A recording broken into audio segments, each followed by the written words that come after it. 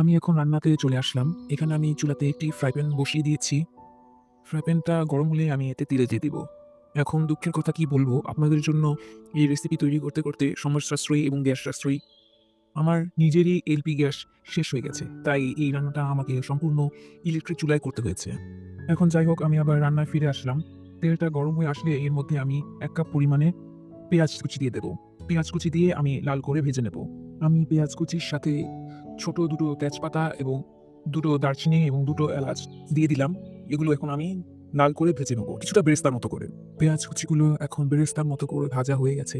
এখন আমি এতে ২ টেবিল চামচ আদা রসুনের পেস্ট দিয়ে দেব। পেস্ট দিয়ে এটাকে আবার সুন্দরভাবে ভেজে নেব। এখন আপনাদের বলতে চাই, যদি ভিডিওটি ভালো লাগে অবশ্যই একটি লাইক দিয়ে দেবেন এবং সাবস্ক্রাইব করে পাশে থাকবেন এবং পাশে থাকা বেল আইকনটি অবশ্যই প্রেস করে দেবেন। এখন আবার ভিডিওতে ফিরে আসলাম। আদা রসুনের পেস্ট পেঁয়াজের সাথে ভালোভাবে ভাজা হয়ে গেছে। এখন আমি এতে পর্যাপ্ত পরিমাণের পানি দিয়ে সাথে শুকনো মসলাগুলো দিয়ে দেব। আমি এখানে ১ চা চামচ পরিমাণ মরিচের গুঁড়া এবং ১ চা চামচ পরিমাণ হলুদ গুঁড়া দিয়ে নিচ্ছি। মরিচ যদি আপনারা ঝাল কম খেতে পছন্দ করেন তাহলে কমিয়ে দিতে পারেন এবং যদি বেশি খান সেক্ষেত্রে বাড়িয়ে দিতে পারেন। এবং পরিমাণ মতো লবণ দিয়ে দিচ্ছি। আপনারা আপনাদের স্বাদ মতো দিয়ে দেবেন। মসলাগুলো ভালোভাবে কষানো হয়ে গেছে। এখন আমি এতে একটা, একটা করে ডিম দিয়ে দেব। ডিম ছাড়ার আগে মসলাগুলো যাতে এরকম শুকনো হয় খেয়াল রাখতে হবে। আপনারা হয়তো খেয়াল করছেন আমি স্প্যাচুলা দিয়ে একটু জায়গা করে নিচ্ছি এবং এর মধ্যে একটা, একটা করে ডিম দিচ্ছি। এখন পাশ দিয়েও আমি আরেকটা জায়গা করে নেব, তারপরে ওখানে একটা ডিম দেব এবং ডিম দেওয়ার পর অবশ্যই নাড়াচাড়া করা যাবে না। আপনারা একটু খেয়াল করেন যে আমি কিভাবে একটু জায়গা করে নিচ্ছি এবং একটা, একটা করে ডিম দিচ্ছি।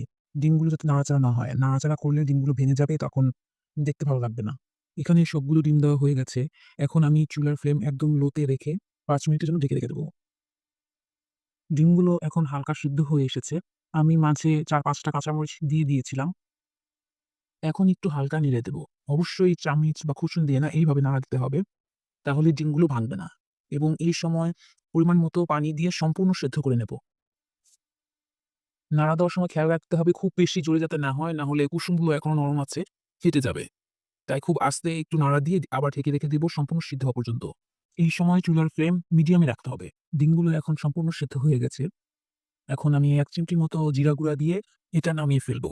এখন রান্না শেষ, এখন পরিবেশনের পালা। আমি এখানে একটি ছোট সার্ভিং প্লেট নিয়ে নিয়েছি। দেখুন আমি এখানে একটি ডিম উঠিয়ে রাখলাম।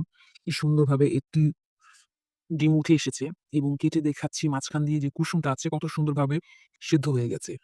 এই রেসিপিটি যে কেউ খুব দ্রুত তৈরি করতে পারবেন। তাহলে আজ এ পর্যন্তই।